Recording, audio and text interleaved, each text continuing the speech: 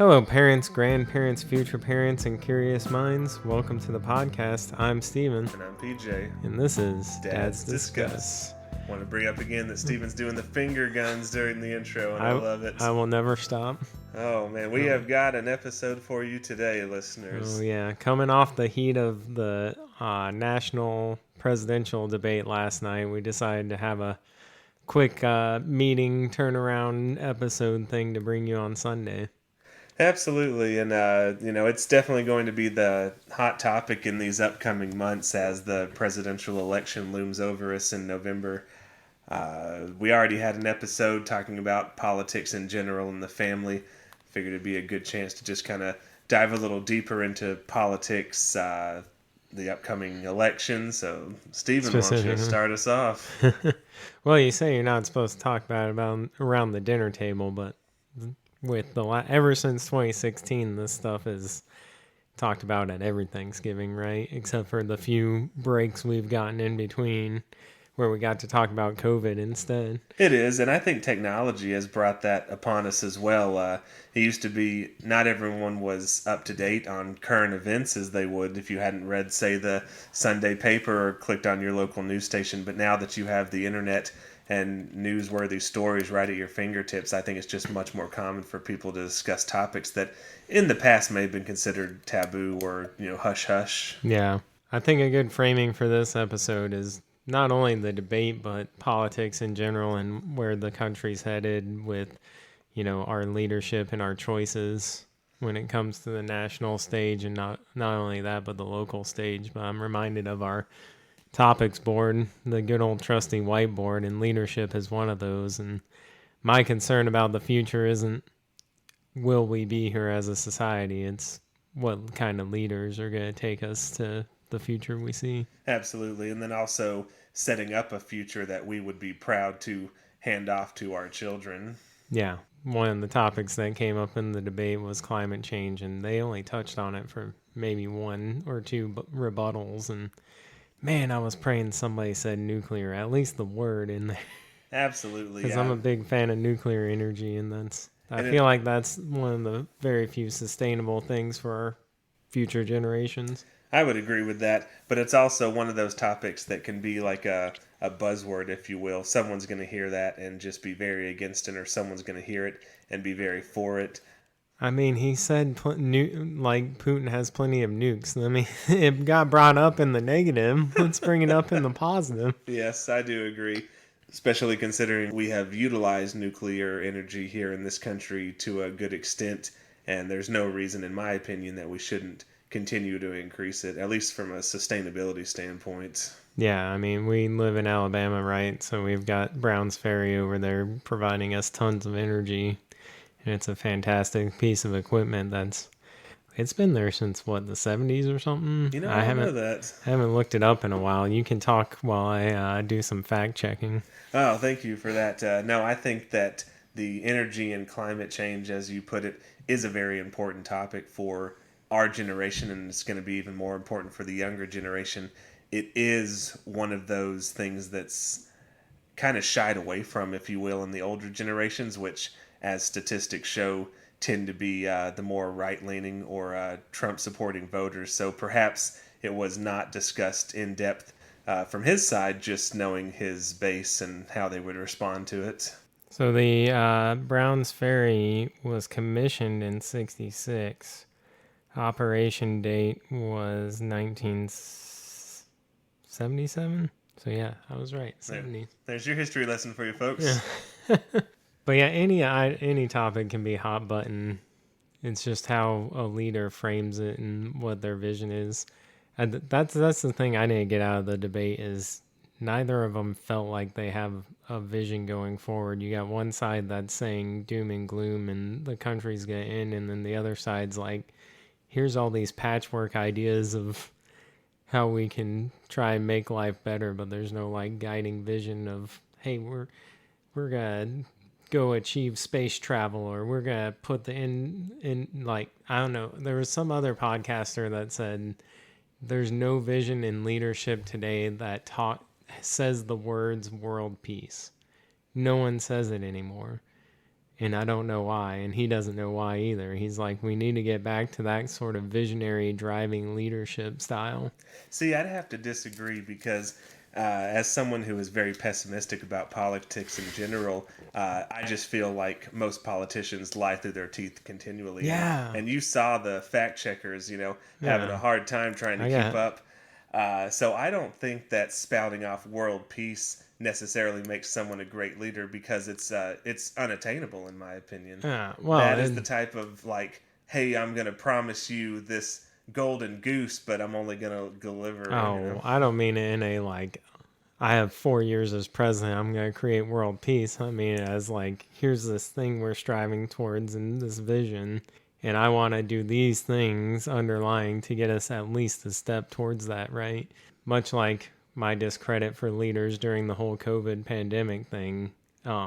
If there was just a lot of, brought forth information and transparency and honesty instead of, like you said, lying, politicians would do so much better as leaders, in my opinion.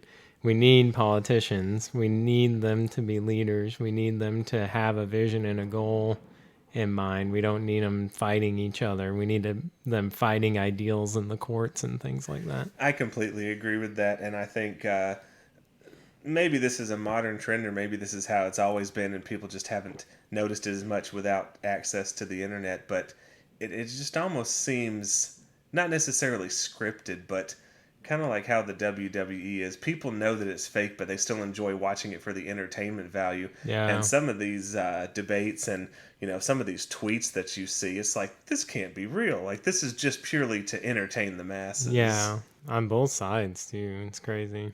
And that's another point we can get at. Both sides. Two sides is a headache. I hate the binary choice that America has gone towards. And not what I believe the founding fathers of this country intended, but it's just kind of developed into that. Yeah, once you have the two-party system, it's extremely hard to defeat, sort of thing. And it just makes the polarization even more so as a us versus them mentality, not what can we all do as a society to make ourselves greater, but we're right and they're wrong. Yeah. Which you see, you're getting on the bandwagon a little bit with the what can we do to make society greater? And if you hear any tapping in the podcast, that's the kids playing upstairs. I didn't bump the mic with my beer yet, folks. We're doing good. Now, I think I mentioned this before, but I still feel very strongly that it takes a certain type of mentality of a person to even get into politics in the first place. So I think we're going to perpetuate the idea that politicians just have that general mentality of not dialing into a specific speaking, not necessarily out the side of their mouth, but saying what they think people want to hear in a general sense so as to not be called out later on when they don't perform. Yeah. And you're not going to have people with hard ideals come in, or if they do, they may not get the support of the country that they deserve. They'll get washed out because the system's so big, right? Exactly. Yeah, you see that every time and time again, but I still want leaders to stand up and do better.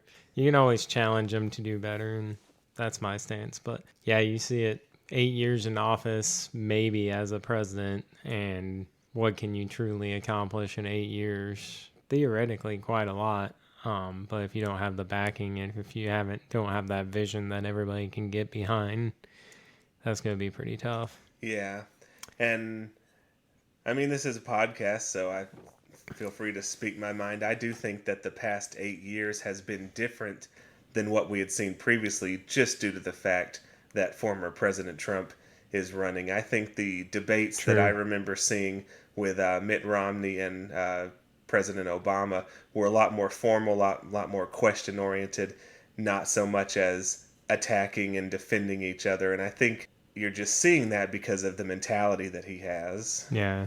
You did get a lot more idealistic visions and stuff back then, that's true. But I mean, you still had that with Trump. I mean, he was trying to do that, and he still is with the vision of make America great again. But I think that's just so short-sighted, being a futuristic person that wants to live in space. But we need to make the globe. That's just a slogan. We gotta make the globe great again, or we gotta make it great. So at least you believe that the Earth is round. Yeah. But then, Yeah. but then I get labeled a globalist, and you don't want that yet. Still, America is where we live, and we need it to be the best so we can do the best work. I do agree with that, especially as But someone who came from a manufacturing background. It does pain me to see the amount of jobs that have just been shipped overseas, even previous to me joining the workforce. You know, we used to be a country of doers, and now we're a country of consumers. yeah, yeah, and we built that economy the way it is, so that's going to be a struggle to try and change it. It will, absolutely. Especially because it makes a lot of finance people a ton of money. It does. Yeah, we And they're, certainly have that going for us compared to a lot of other nations. But I know one of the aspects that was brought up in the debate last night was tariffs. And while I do think that tariffs can be beneficial to the manufacturing sector here in this country, unfortunately, it's just another knock against the working class, as no company is going to willingly eat tariffs. They're just going to pass that cost on to the consumer. yeah, I had a similar conversation with someone today right after the debate, but if you theorize in a hypothetical, if your nation is producing everything it needs to survive, cranking up tariffs isn't going to affect you too much. But since, like you said, we've already transitioned to more of a consumer based, we're not in a position to leverage that power because we don't have the production here anymore. So in a perfect world, we could do that if we had the production already. But first, you got to get that production back, right? Yeah. And then you can leverage the tariffs for more and say, hey, you other countries, you got to, pony up to If you're going to get goods in here and get into this market. Absolutely. But then you look almost like an aggressor at the world stage, right? It's all a political balance, right? It is. And I don't think that there's many people in the world that don't see America as the aggressor. Yeah. I think we already have that aspect. People curse the United States name. Right. Yeah. Now, one thing that sticks out to me regarding the importation of goods compared to manufacturing, and then also sustainability, as we talked about, is something that some people have heard of called the LEEDS program, where you want to build new buildings and they have green energy aspects. If you build anything with a government contract, from my understanding, it has to be 100% manufactured in the U.S.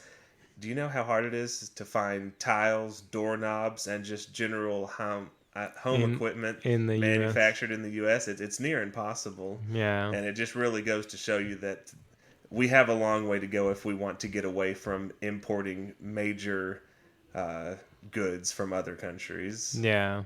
Wasn't there, didn't Trump actually put into place that didn't get brought up in the debate, but would have been a ringer for Kamala to knock him out on some Mexico deal? Didn't he win some Mexico deal where some manufacturing could at least be near our border or something like that? Oh, I don't recall that. I don't remember what it was called, but there was something there. I do know that one of the big platforms that was run on 4 years ago was the Build the Wall campaign, and I guess we ran out of materials because that certainly didn't occur. We couldn't import them. There were too many tariffs. It was the United States-Mexico-Canada agreement that he signed right before he left office in 2020 and replaced NAFTA. I believe that one gave, just kind of looking over it a little bit, gave more flexibility between us, Mexico, and Canada to trade easier, allowing more manufacturing to go to those countries. And tariffs were involved in that and stuff. Well, if that had a positive impact on the country, great. But I think that's one of those things that I have not heard of before. Maybe it got lost in the negative news outlet, or it didn't have as much of an impact as it could have yet. Yeah, I think it said he signed it like July 1st, 2020, and that was what? Right in the middle of COVID. Pandemic. Yeah. Yep. I don't know if it's good or bad yet. I mean, it brings more production closer to home, but it's still in another nation. We're always going to want to be on good terms with Mexico and Canada because they're like right there. So it's probably more of a net positive than a net negative, rather than having a lot of the manufacturing be in China or East Asia or Southeast Asia or whatever. Yeah, isn't there some statistic out there now that like the good majority of immigrants aren't Mexico anymore? Like they're actually not wanting to come. It's like other nations, I think. Be true. I know we have a lot of immigrants Perhaps. in South America, but I Yeah. haven't looked at the statistics per se. At least for jobs that may require a higher education, India has had a huge influx of its professionals coming to work in America. Yeah. Especially in universities and stuff, right? Oh, absolutely. Universities, and as you said, the tech and finance sectors, it's just a more lucrative opportunity for people in other countries to come to America if they have the jobs and skill set, which is why I am not against at all immigration. And that's a weird way to say it because, everyone in America should be for immigration to an extent. We are We a are nation of, American. yeah, we are a melting pot. We are not a ethnicity of people. We Yeah. are a group of people with Especially with the low birth rates currently. absolutely. But just the way it's kind of spun in the media and through politicians today, it's almost like a do you support people coming to this country at all or not? And it shouldn't be that Yeah. way. Should be you support them coming the right way. If they come illegally, find them, figure out why they're here. If they're a national security threat, kick them out. If they're not, give them a path towards being here legally. Absolutely.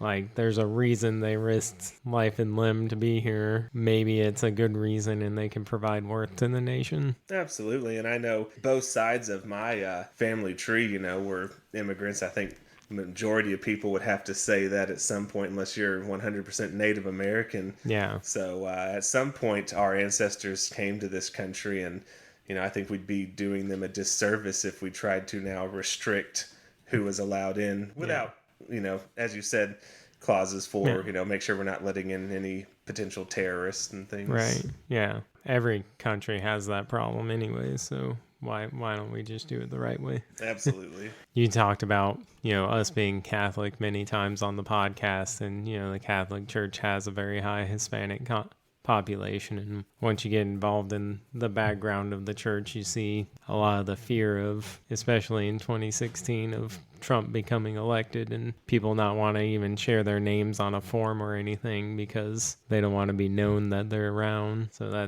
it's a fearful thing for sure. Got to be nice to people. Be kind. Absolutely. And I think one thing that you don't get in the media when you actually start to speak to people in person, the polarization or the I'm hardcore right or I'm hardcore left, most people are a blend of their ideals. Yep. And it's not just so in your face this way or the other. The news may try and make it seem that way, but I think having conversations with people in person, you figure out that not everyone thinks like that. I mean, it is the news, but cable news is dying. It is now online. All the social media algorithms, all the video algorithms are geared towards a reflection of yourself. And so the algorithms feed you what you want to see, and negative news travels so fast because people have to know what's going on when something negative happens. So it's everybody's clicks and everybody sees it. So that good news that shows up, we're not geared towards seeing it because we're like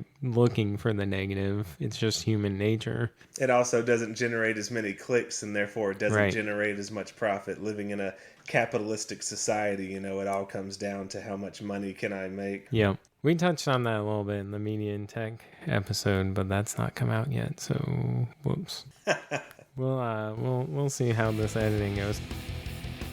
I think that's such an interesting concept talking about like country borders. It was less than 60 years ago where we had literal world war countries fighting each other over mostly in Europe, and now you can travel between those countries without even so much as passing a guard shack. Here in America, you can do that for the most part going to our northern border, but Mexico is not that way. And it's just interesting how some countries have that relationship with their bordering countries, and while others do not. Yeah, well, that's because the European Union exists, right? Yes. They're there to stabilize all the borders in Europe with agreements and all that stuff's a lot obviously foreign to me, but I've never really looked into EU law or how it all works other than the whole Brexit thing with the UK trying to leave. Yeah, the geopolitical landscape, people spend, entire careers True. involved in that, and I'm sure we can have a podcast on it later. I think it's just interesting how, so much can change over a short period of time. You have countries fighting each other literally, and now you have people that are just able to walk across the border and grab a hot dog, if they even sell hot dogs in Europe. I'm not Yeah. sure about that.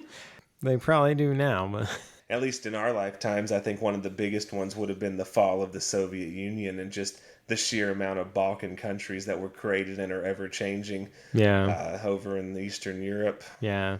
Which that came up in the debate too with the whole Ukraine situation, Absolutely. which is just a mess. And then the Israeli situation, which is also a mess. Very sad But the indeed. comments made in the debate were not very hopeful, I guess you could say. And I unfortunately did not catch that portion. I'm going to have to Oh, go back. okay. I would have loved to see what those candidates had to say about It those. it wasn't very inspiring. I'll say that for you got one side Trump basically he was directly asked how would he solve it and he was like I'll talk to them. And it was like okay, sounds good. All And then right. Kamala asked how she would solve it and she was like these things are happening and they're bad, but this was also bad. All right, moving on to the next topic. And it's like this is like the one of the number one issue for a lot of voters, and you gave them nothing, sort of thing. Yeah, and unfortunately, I think you're just going to tend to see that more and more as we come up to the election time. No one wants to delve into the policy that they may or may not have to alienate voters. They're going to be as vague as possible, Yeah. until after the election, and then maybe they don't have a plan. Like you said, some of the responses I heard just made it seem as if we're just trying to vote against the other person, not necessarily vote for me because of X, Y, and Z. Yeah.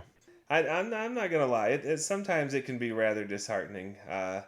As someone who has a family, as someone who wants the best for his fellow man, and they say that election time actually has a negative impact on Oh. people's mental health, Oh and I yeah. can easily believe that. It's just disheartening to say the least. Yeah. It's very stressful, and for some reason, it's always the national election, right? And that's the one that affects you almost the least, Yeah, because that's true. both sides of the party on a national level, like we talked earlier, can barely get anything done. Like the federal government's there to protect you and make sure foreign invaders aren't a problem. That's really their main job supposed to be. I mean, there's a lot of oversight now that we've built so many systems like the DOJ and the DOE and the DO everything else, but so they got their hands in a lot of stuff, but the number one goal is to make sure the states can function and don't get interrupted by foreign bodies. And that's the one thing they skip over all the time. And it's also the one thing that takes a strong leader to actually overcome and not get railroaded and run over by foreign leaders.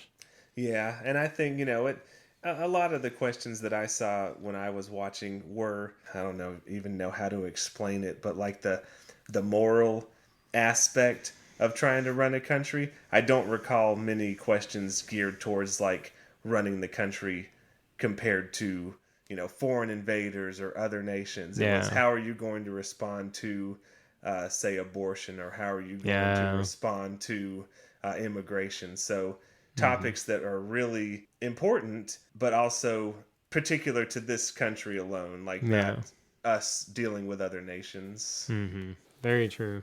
You did say you missed the section on the when they brought up Ukraine and Yeah, I stuff, so did. So it did occur. But like I said, it was pretty minimal and disheartening a little bit.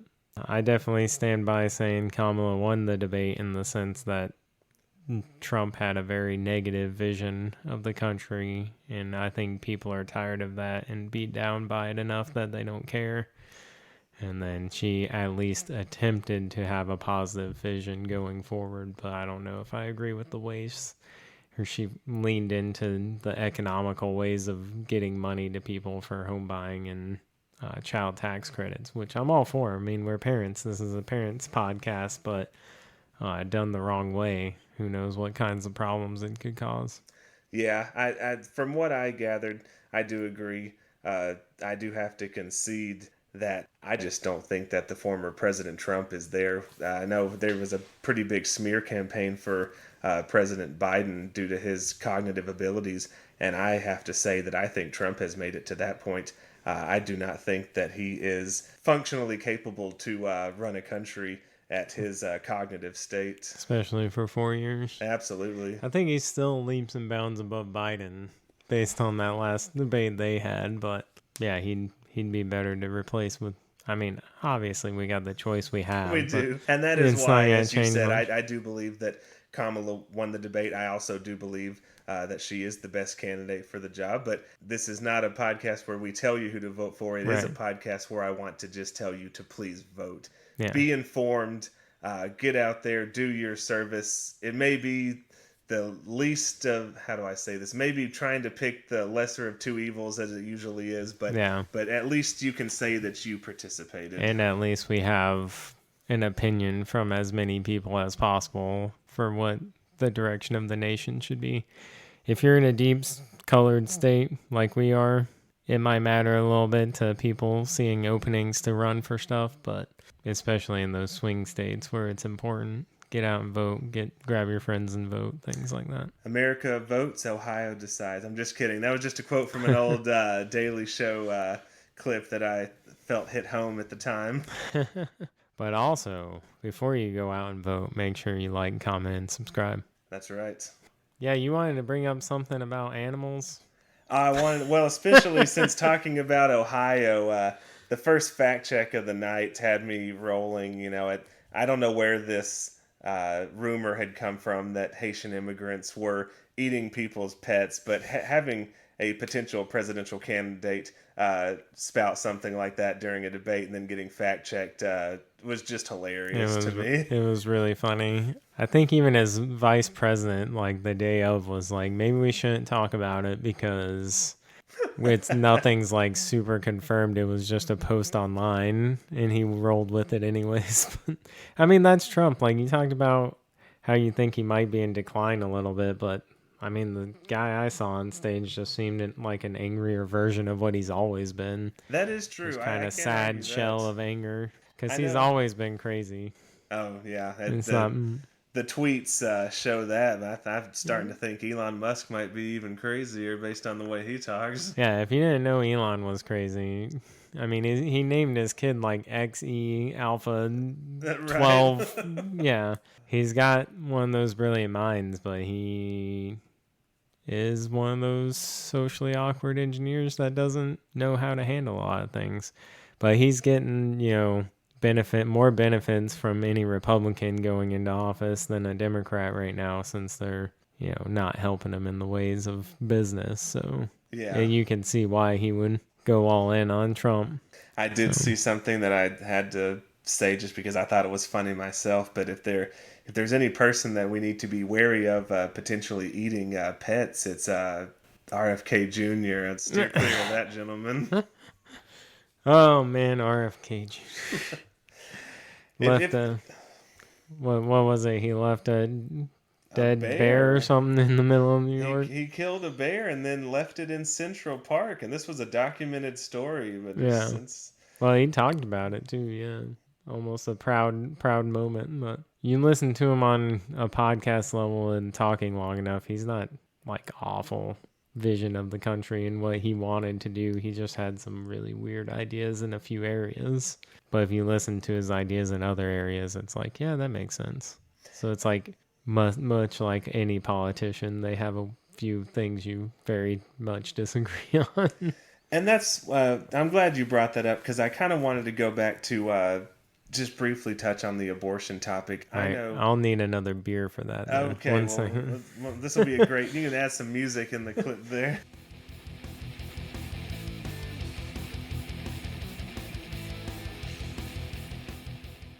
But yeah, you wanted to talk abortion, eh? Hey, no, I wanted to bring up the fact I hear a lot of people say that one particular topic is all they care about. And it's True. okay, in my opinion, to feel very strongly about something. But I do hear a lot of people mention abortion and mention, women's bodily autonomy as like the only singular issue that they care about. And I would just like to say, and this may not mean anything coming from a guy's perspective, but I don't like it when people are only going to vote on a single issue. It's Yeah. very hard to choose a candidate or a political platform just based off of one line item. And as you said, everyone's going to have stuff that you agree with, stuff that you disagree with. But I highly would like to state that our listeners be informed, well rounded about who they vote for, and not just vote on a single issue. It definitely plays into the emotions of the human psyche to be driven to a one issue voting basis. You're so fired up and passionate about that issue, and I'm gonna definitely have us talk a podcast about that. I think it'll come up in the hobbies podcast, but you dive into a world, and that can be your whole worldview. And abortion is the only thing you care about, the only thing you fight for. That's your one issue. It does play itself into a dangerous game, like you said, because what if that one candidate that's going to fulfill that issue causes 16 other issues down the road Yep. from other policies that they want to do? So it's a dangerous game to play. People play it. I think it, in the grand scheme of things, potentially balances out with such a large nation and so many millions of votes. You have one issue voters, how many percentage of the nation are there? And then you've got the mix of everybody else that have maybe another like-minded, but it would be a terrible thing if a whole singular party went to one issue and all the votes went that way. Absolutely. Yeah, no, I agree. It just, and it probably comes from the Catholic upbringing. I've had a lot of people,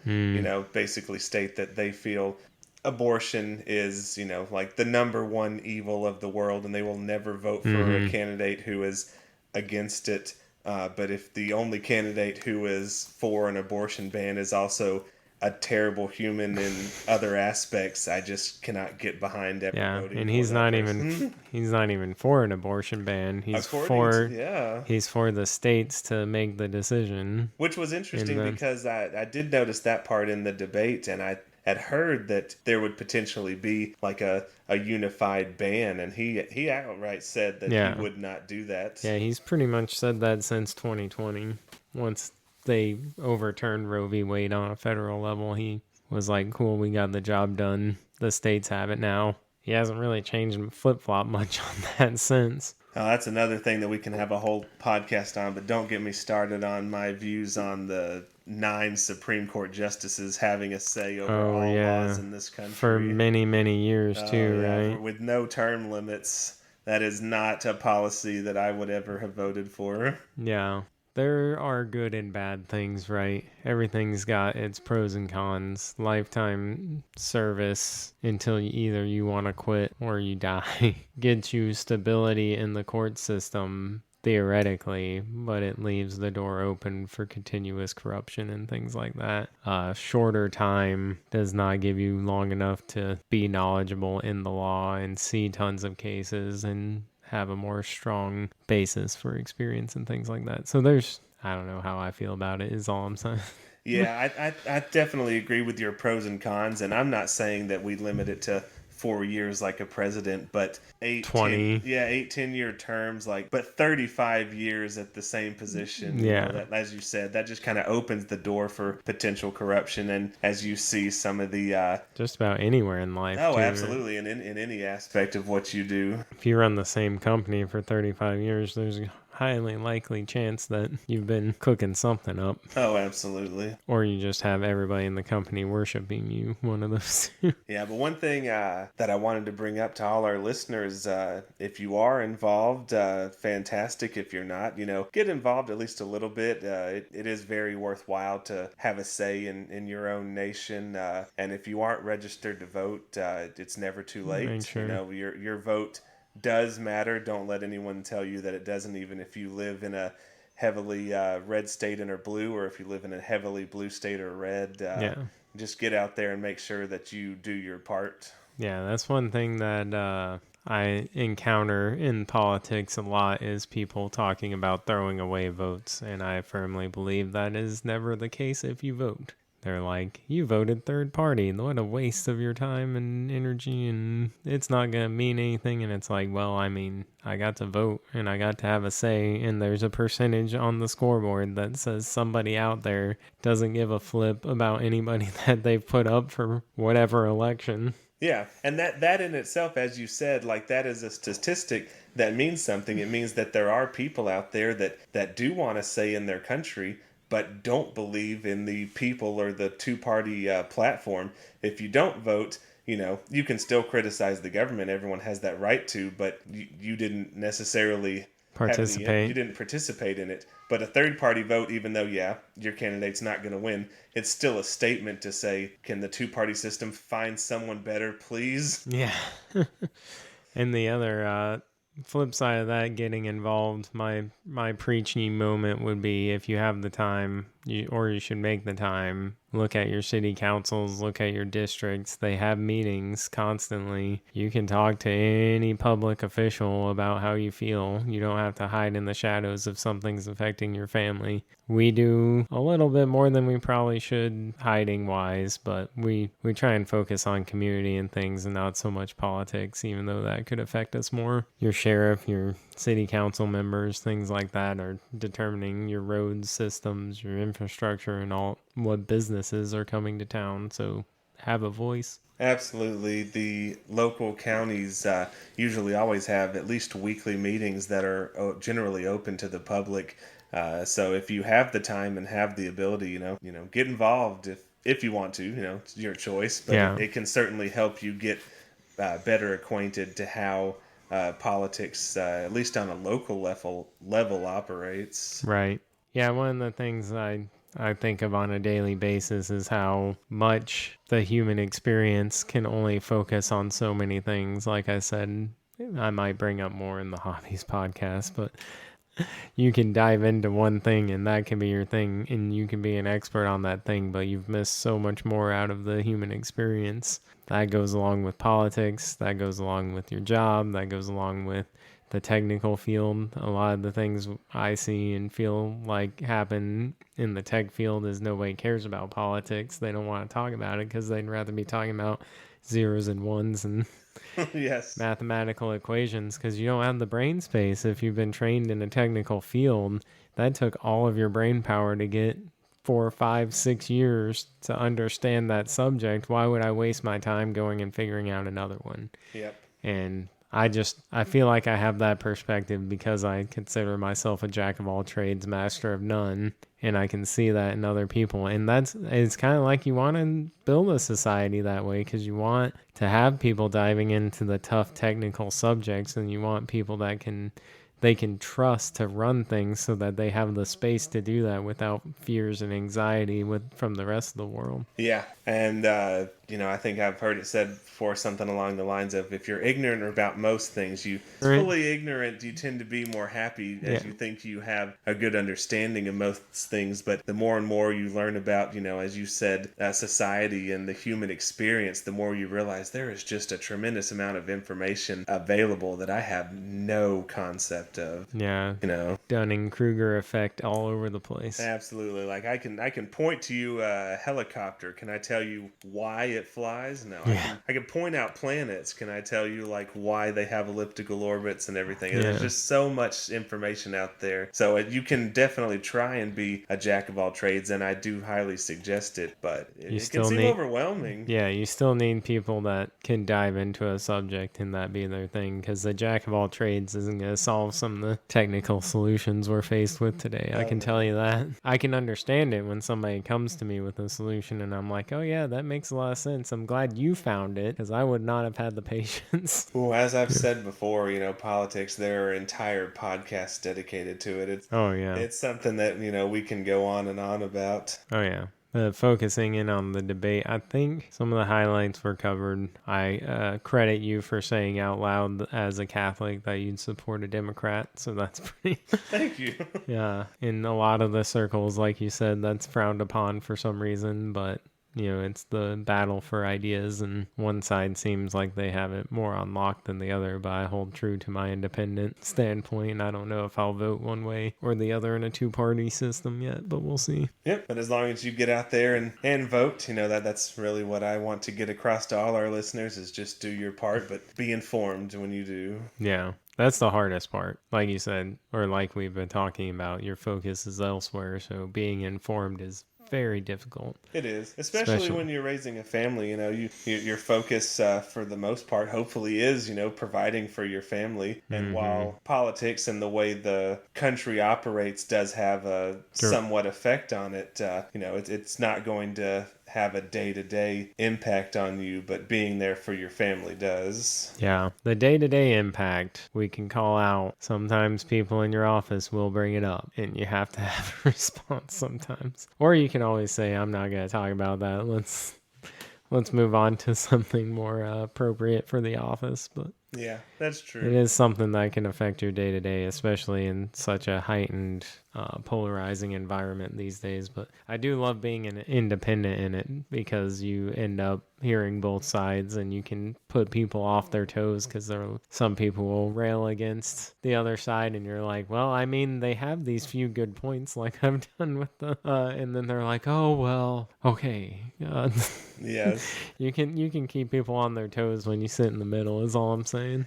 I'm kind of thankful, to be honest, to be in a work from home setting, as I don't have those types of experiences anymore. It's work and occasional lighthearted conversations with coworkers, but you don't run into the people just stepping through your door and just wanting to general chit chat and get into those types of conversations. And I think I've mentioned this before, but I have gotten to the point where I want to do my work, I want to get my paycheck, and I want to be with my friends and family. And not have to interact day to day with strangers. The coworkers or strangers in general. Yeah, it's a whole different ball game. You got that side, and then you got people that just move to an area and the job's all they have, and so they want coworkers and togetherness. So there's room in the workforce for both, I think. Yeah, there is. Especially my wife's job. She doesn't really need to interact on a day-to-day basis. A lot of it's paperwork. Let them be at home. Put the interaction every once in a while. But I do think it's a healthy balance to interact with the outside world and meet people and network and grow outside opinions with your own. But that's what podcasts are for, too. Yeah, absolutely. Well, I don't think I remember much else that we could cover that might affect us in the long run. We covered the eating animals, so that's pretty good. The abortion thing, you caught that portion of the debate, or you just wanted to bring that up? I did hear that part. Okay, yes. Okay. Yeah, there wasn't much else. Very negative on one side, somewhat promising future on the other, but not so much as the hopium that Obama brought back in the day. And I think I see that in people's outlook on the election. There is like a hopefulness, but it's not the wave of optimism that we saw during that election. Yes. Yeah, people were very bright-eyed and bushy-tailed back then. Oh, absolutely. And the delivery was a bit I think the first part went well. It went well enough to have a president be in office for 8 years, while we haven't had that. And I guess now the last two. True. But I do think that that was also a referendum on the president before, and sometimes you just see that as a continuing reoccurrence. Sometimes you have great ideas, and I think that Obama was an idealist when he first started, but I also think that sometimes in the two-party system, when the office changes hands, it's almost a referendum on the previous president. Yeah, it'd be an ideal world where that wasn't the case. Carry forward some ideas and establish your own. Yep. Anyways, well, a good talk. I don't know if I have anything else. No, I appreciate it. I hope our listeners do as well. And as always, if you have anything to say, please reach out to us on our socials. Yeah, stay happy and healthy, and don't let that Thanksgiving get ruined by politics. Amen to that. Thanks for listening to Dad's Discuss. Please like and subscribe wherever you are listening. Also, comment any topics you would like us to discuss and share this with your friends and family. Finally, if you would like to be on the podcast or discuss any topics, please reach out via our contact information below. Hey, me and Luna still fire up the N64 on occasions because I can easily log on to those games and just play. Let's go. N64 was the best generation. Absolutely. Hands down. Come at me, Wii bros.